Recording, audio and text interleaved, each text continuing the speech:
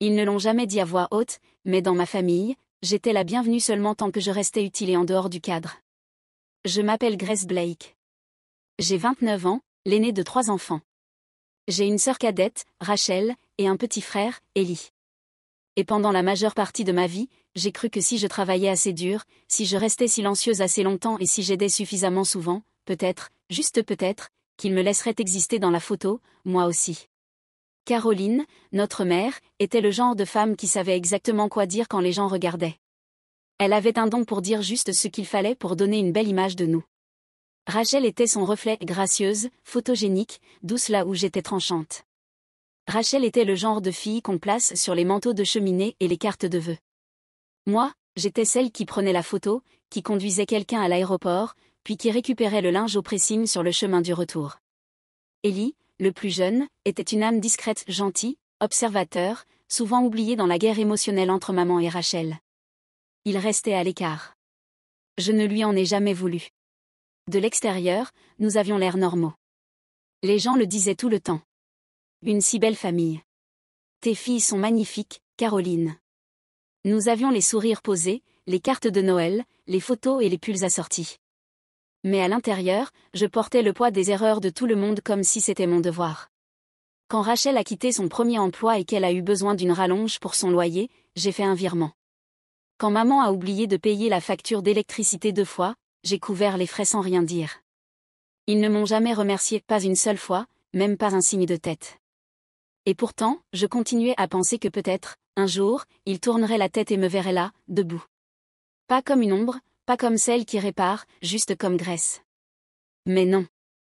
La seule fois où maman m'a vraiment regardée, c'était pour ajuster mon col et dire « Tu ne veux pas essayer de sourire un peu plus ? Tu as l'air sévère sur les photos. » Alors j'ai commencé à en sortir discrètement. Personne ne l'a remarqué. Pas à ce moment-là. Pas encore. Rachel s'est fiancée un mercredi. Je m'en souviens parce que j'étais dans la file d'attente à la pharmacie, tenant une bouteille de shampoing, à moitié attentive aux cris d'un enfant 2 rayons plus loin, quand le message est arrivé. Une photo de sa bague et la légende. Il l'a fait. On n'était pas proches, mais j'étais heureuse pour elle. Je lui ai envoyé un message sincère de félicitations, lui ai demandé comment il avait fait sa demande, lui ai dit que je serais ravie de l'aider pour quoi que ce soit. J'ai même proposé de payer une partie de la lune de miel discrètement, sans rien dire, juste un cadeau. Rachel n'a pas répondu tout de suite. Quand elle l'a fait, c'était un seul mot. THX. J'ai laissé couler. Peut-être qu'elle était submergée.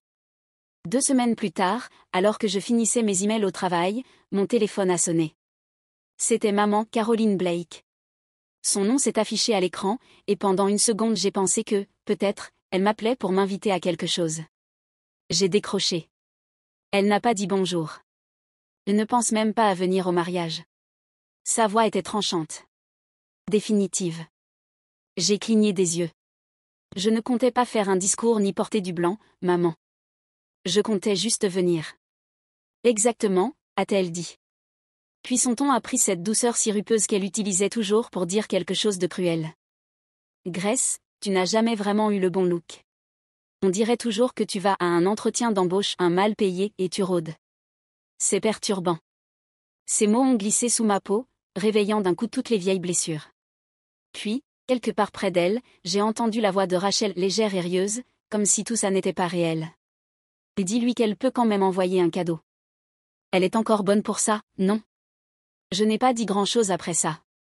Je suis restée là, la main posée sur le bord de mon bureau. Toutes ces années, tous ces efforts, l'argent, les services rendus, les choses que je n'ai pas dites, celles que je n'ai pas demandées. Tout ça. Et maintenant, je n'avais même plus le droit de rester en arrière-plan. J'étais la tache sur leur photo parfaite, celle qu'on ne voulait pas retoucher, mais simplement effacer. Et le pire ? Ils ne pensaient même pas que je remettrais ça en question. Je n'ai pas pleuré. Je n'ai pas crié. Je ne les ai pas rappelés, je n'ai pas envoyé un long message plein de colère. Je n'ai pas demandé pourquoi. Je le savais déjà. Quelque part, au fond de moi, je l'avais toujours su. À la place, j'ai souri. Le même petit sourire que je faisais au manager qui supposait que je resterais tard sans qu'on me le demande, un sourire discret, bien rodé. Le genre de sourire qui fait croire aux gens que tu t'inclines, alors qu'en fait tu es déjà parti. Ce soir-là, je me suis connectée au portail de voyage où j'avais réservé le voyage de noces de Rachel. J'avais envoyé le virement de $2000 des semaines auparavant, un cadeau silencieux que personne n'avait demandé, mais que je pensais suffisant pour enfin me tisser une place dans leur vie. Je l'ai annulé en moins de 10 secondes. Puis j'ai pris une capture d'écran. Sans légende, sans colère. Je l'ai envoyé à maman. Un instant plus tard, j'ai ajouté 4 mots. Je ne voudrais rien gâcher. Je savais qu'elle l'avait vu. Elle lit toujours ses messages, même quand elle ne répond pas. C'était la première étape. Pas une vengeance, juste une prise de distance. Ensuite, j'ai refermé mon ordinateur portable, je me suis fait un thé, et je me suis assise sur le canapé en silence. Pas un silence qui hurle ou résonne, mais un silence qui vibre doucement, comme lorsque quelque chose a enfin été déposé. Plus tard dans la soirée, j'ai ouvert un dossier que je n'avais pas touché depuis des mois, mes fichiers d'investissement. Il y a quelque temps, après que le Covid a mis à l'arrêt la moitié de l'industrie événementielle, j'avais discrètement investi dans quelques lieux en difficulté. L'un d'eux s'est démarqué, Rose Haven Estate, un kiosque blanc, des pelouses impeccables, des brunchs hors de prix. Et la dernière publication Instagram de Rachel l'avait tagué, accompagnée d'une légende surexcitée, j'ai enfin réservé le lieu de mes rêves. Je suis restée figée devant l'écran. Puis j'ai ouvert le contrat, vérifié l'adresse, consulté la note interne, confirmé mon autorité. Non seulement je possédais une part de Rose Haven, mais j'avais le pouvoir final d'approbation pour tous les événements de grande envergure, y compris les mariages. Je ne me suis pas sentie triomphante. Je ne ressentais encore rien. J'étais juste là, mon thé refroidissant entre mes mains, à penser, elle a réservé un endroit que j'ai contribué à construire.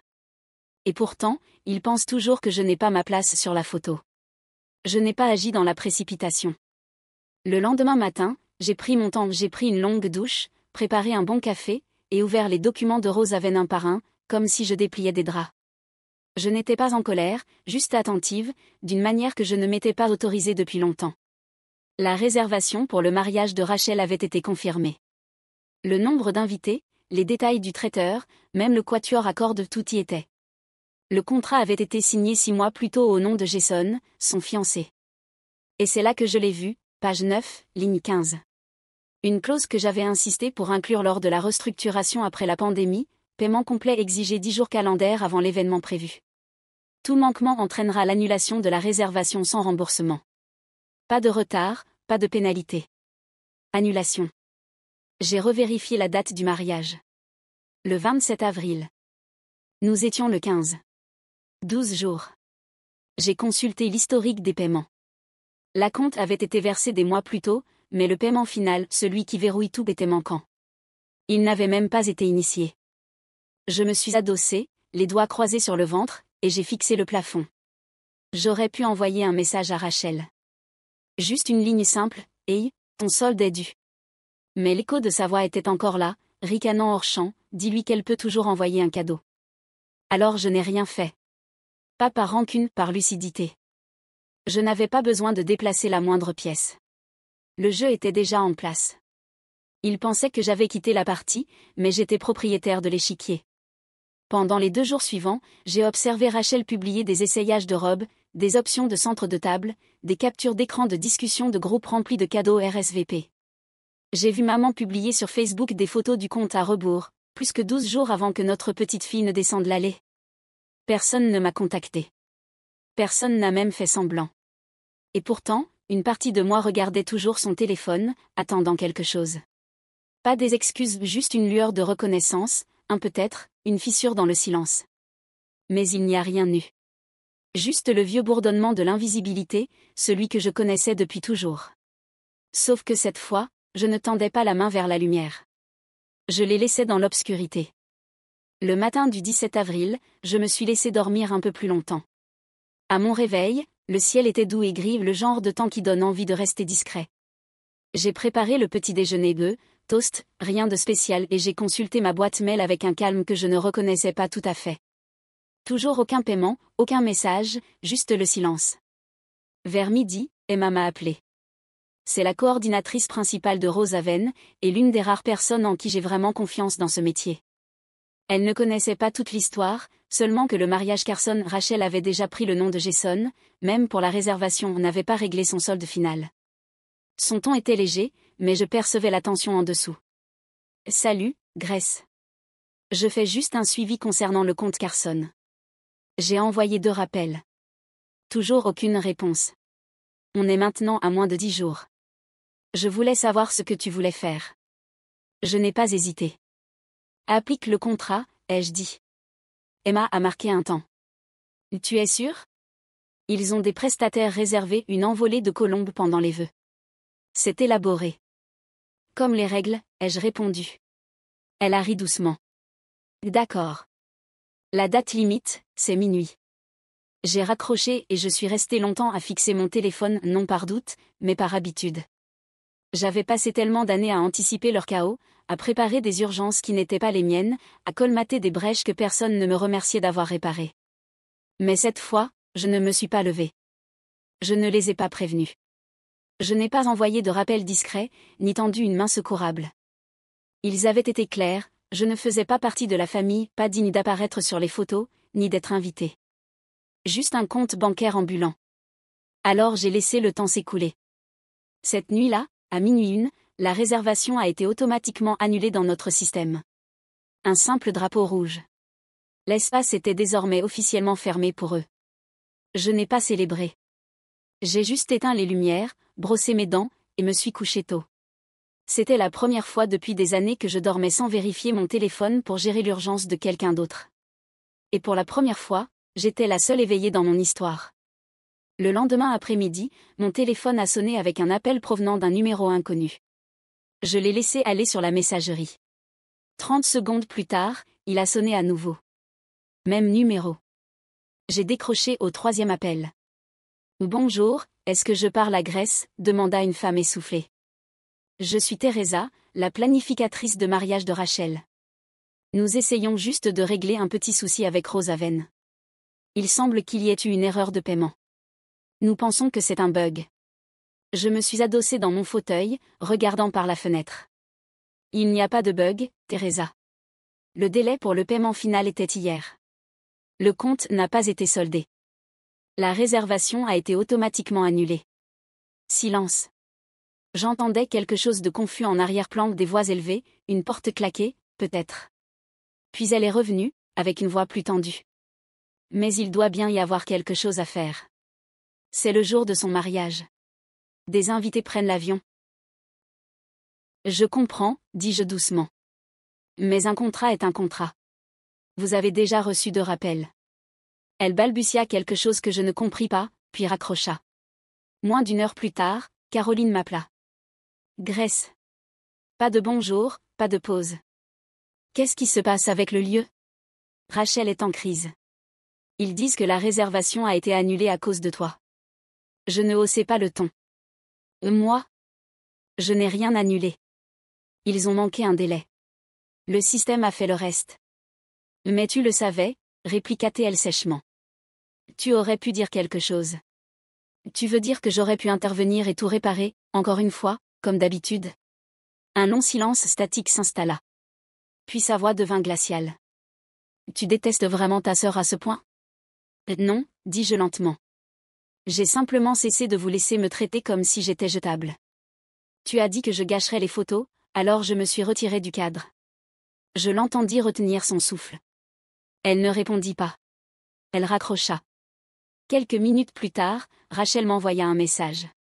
Pas de salut, pas d'émoji, juste. Tu aurais sérieusement pas pu nous prévenir? Puis un second. Waouh, t'es vraiment aigri. Je n'ai pas répondu. Je n'en avais pas besoin. Parce que le lieu était perdu. Les prestataires se désistaient. Les colombes restaient dans leur cage. Et elles ne savaient même pas que je n'en avais pas encore fini. Loin de là. Le samedi arriva avec le genre de météo dont rêvent les mariés, air frais, soleil pâle, le lac de Rosaven aussi lisse qu'un miroir, une brise légère dans les premières fleurs du printemps. Je me suis levée tôt, non pas par anxiété, mais pour autre chose. De la curiosité peut-être, ou de la paix. J'ai préparé du café, repassé une chemise que je ne comptais pas porter, me suis installée près de la fenêtre, les pieds repliés sous moi, et j'ai observé tout s'effondrer. Le premier poste est venu d'une demoiselle d'honneur de Rachel, un selfie, expression confuse, une vitre de voiture derrière elle. Le lieu est fermé? Personne ne répond au portail. J'ai actualisé le tag. Un autre post, un garçon d'honneur faisant les 100 pas à côté de voitures de location, une petite fille endormie sur le siège arrière, sa tiare glissant de travers. La colocataire de fac de Rachel demandant si elle ne s'était pas trompée de date. Le portail restait fermé. Personne n'avait prévenu les invités. C'était la partie à laquelle je ne m'attendais pas. Je pensais que Rachel ou maman enverrait au moins un message d'annulation de dernière minute, histoire de sauver les apparences. Mais elles ne l'ont pas fait. Elles étaient tellement certaines que quelqu'un, moi, viendrait tout arranger. Elles attendaient encore l'équipe de nettoyage. Puis vint la publication qui me fit sourire, une série de photos professionnelles postées par Emma, la coordinatrice de Rose Haven. De longues tables recouvertes de nappes blanches, un bar à dessert sous une arche sur mesure, une pyramide de coupes de champagne. La légende disait: heureux d'avoir accueilli aujourd'hui un magnifique déjeuner printanier pour une équipe locale en pleine réussite. #événement privé, #luxe et entreprise, #complet. Dans un coin d'une des photos, presque hors cadre, se trouvait le panneau en bois commandé sur Etsy par Rachel. Elle l'avait fait peindre à la main, en calligraphie, pour toujours commence ici. À présent, on lisait, le succès commence ici. Je l'ai regardé longuement, le café tiède entre mes mains. Tante Lydia m'a envoyé un message cet après-midi-là. Coucou ma chérie. Je voulais juste prendre de tes nouvelles. Rachel est anéantie. Ta mère est bouleversée. J'ai fixé son message avant de répondre. Elle a dit que je gâcherais ses photos. Je l'ai prise au mot. Personne d'autre ne m'a écrit après ça. Du moins, jusqu'à ce que le groupe de discussion familiale s'illumine en soirée, pas le mien, le leur. Une cousine m'a transféré des captures d'écran. Maman accusait Emma, le lieu, et même Mercure rétrograde. Rachel ajoutait son poison habituel. Elle a toujours été jalouse. Celle-là m'a touchée. Pas comme une gifle, comme un soupir. Jalouse de quoi? De toujours rester derrière l'objectif? D'être effacée et priée de sourire? Non, je n'étais pas jalouse. J'en avais juste fini. Elle s'est pointée le lendemain matin. Sans prévenir, sans message, juste 3 coups secs à la porte, comme si elle exigeait quelque chose. Quand j'ai ouvert, Caroline Blake se tenait là, essoufflée, blazer froissé, mascara figé dans les plis sous ses yeux. Tu penses que ça prouve quelque chose, siffla-t-elle. Je n'ai pas scié. Non, dis-je. Je le sais. Elle me fixait, attendant la version de Grace dont elle se souvenait, celle qui s'excusait de respirer trop fort, celle qui nettoyait les dégâts avant qu'on le lui demande. Mais cette version-là n'ouvrait plus la porte. Tu as humilié ta sœur. Je l'ai regardée longuement. Elle me paraissait plus petite qu'avant. Pas physiquement, juste moins imposante. Elle m'a humiliée, dis-je. Toi aussi, pendant des années. Elle ouvrit la bouche, peut-être pour nier. Je ne lui ai pas laissé l'espace. J'ai acheté le lieu. J'ai payé la lune de miel. J'ai couvert des factures que tu n'as jamais reconnu avoir oubliées. J'ai porté cette famille si discrètement que vous avez tous oublié que ça pesait. Sa mâchoire se crispa. Ce n'était pas notre intention? Vous l'avez toujours voulu, l'interrompis-je. Chaque fois que vous m'avez exclu du cadre, chaque fois que vous avez fait semblant que je ne valais même pas la peine qu'on se tienne à côté de moi. Vous n'avez simplement jamais imaginé que j'arrêterais de venir. Elle fit un pas en avant, comme si elle allait protester, comme si elle avait préparé un discours. Je ne lui ai pas laissé l'occasion. Tu as dit que je gâcherais les photos, alors je me suis retirée. Et ensuite, j'ai pris le cadre.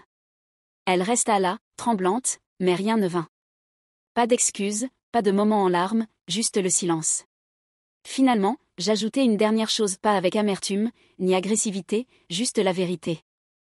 Tu peux dire à Rachel que je ne suis pas en colère. Je suis libre.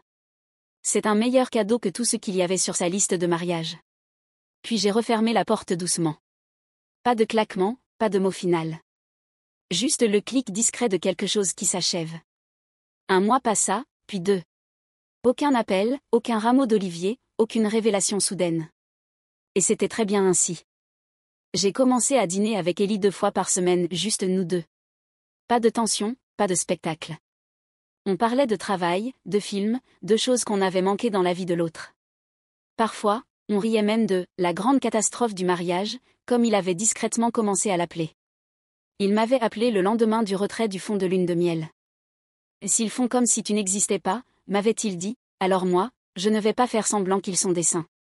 Il n'a jamais haussé le ton, jamais pris parti, il a juste été là. Et c'était suffisant. De temps en temps, je recevais un message discret de quelqu'un qui avait assisté à l'événement, un cousin, un ancien voisin, un prestataire.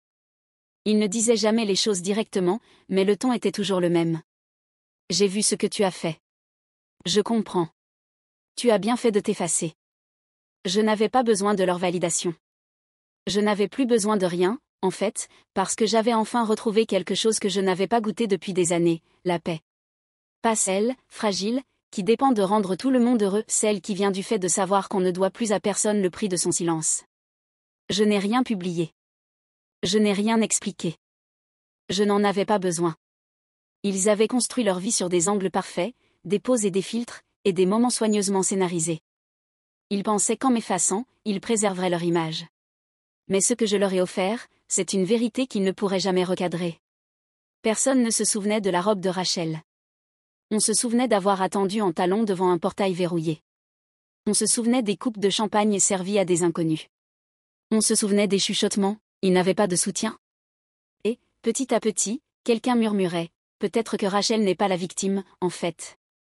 C'était suffisant. Ils ont essayé de me rayer de la photo. Alors j'ai pris le cadre, et je l'ai brûlé.